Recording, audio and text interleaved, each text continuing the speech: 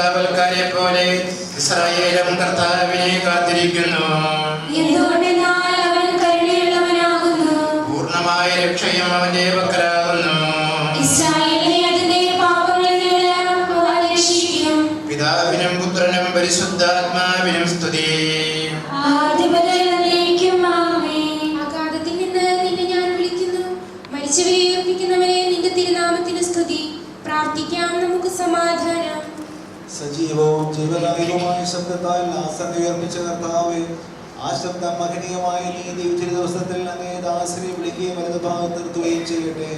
പാപങ്ങൾ പൊറുക്കുന്നവനും കരുണ നിറഞ്ഞവനും നീതിമാനുമായ വിധി കർത്താവേ, ജീവന്റെയും മരണത്തിന്റെയും നാഥനും നിത്യം പിതാവും പുത്രനും പരിശുദ്ധാത്മാവുമായ സർവേശ്വര.